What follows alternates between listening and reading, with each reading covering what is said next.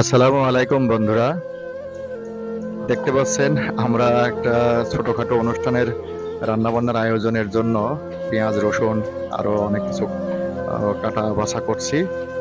তো এই অনুষ্ঠানটা মূলত আমার ছোট বোন ঐশী, সে জুডিশিয়াল জজ হিসেবে বাংলাদেশের রাজবাড়ী জেলায় জজ হিসেবে সে জয়েন করেছে, যার কারণে আমরা একটু ছোটখাটো অনুষ্ঠান করছি, সবাই মিলে একটু আনন্দ করব, এটাই আর কি।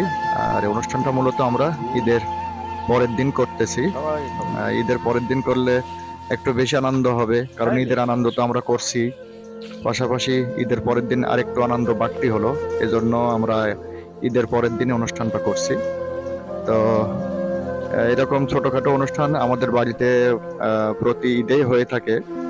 আর সবাই আসে ঈদের পরের দিন, আমার ছোট ফুবু, তারপরে আমার বড় ফুবু, মেজ ফুবু, সব ফুবুরাই আসে অনুষ্ঠানে।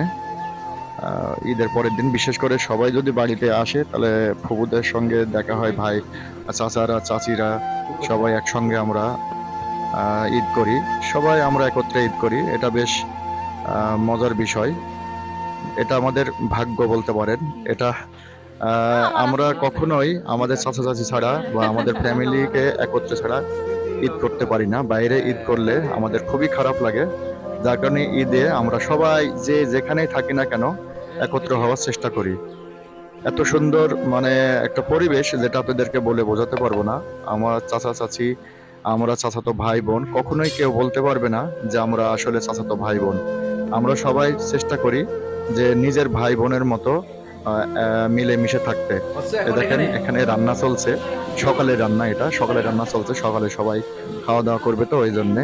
আর ওখানে যে আয়োজনটা দেখলেন ওটা দুপুরের জন্য, দুপুরে অনেক লোক হবে, দুপুরে অনেক লোক আসবে, তখন ভিডিও তো করা যাবে না এখন, এই জন্যে ফাঁকা পেয়ে একটু আপনাদেরকে দেখানোর জন্য ভিডিওটা করলাম। নিজে থেকেই আমার খুবই ভালো লাগে, আমার যখন আমি বাড়িতে আসি তখন আমার চাচা চাচি, তারপরে আমাদের চাচাতো ভাই বোন, সবাই আমরা মানে একত্রে মিলেমিশে থাকি। কেউ বলবে না যে আমরা চাচাতো ভাই বোন। আমার চাচারা চাচিরা অনেক আন্তরিক। আর দুঃখের বিষয় হচ্ছে গত রোজার ঈদে আমার আব্বা ইন্তেকাল করেছেন।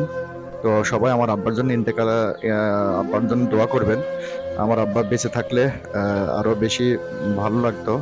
তো এই যে এবার দেখছেন, এটা আমার পরিবারের সব থেকে বড় এবং আমাদের বড় আম্মা, উনি আমাদের সব থেকে বয়োজ্যেষ্ঠ বর্তমানে। তো বন্ধুরা, ভিডিওটা আর দীর্ঘায়িত করব না। যদি ভিডিওটা ভালো লাগে অবশ্যই লাইক শেয়ার কমেন্ট করতে ভুলবেন না।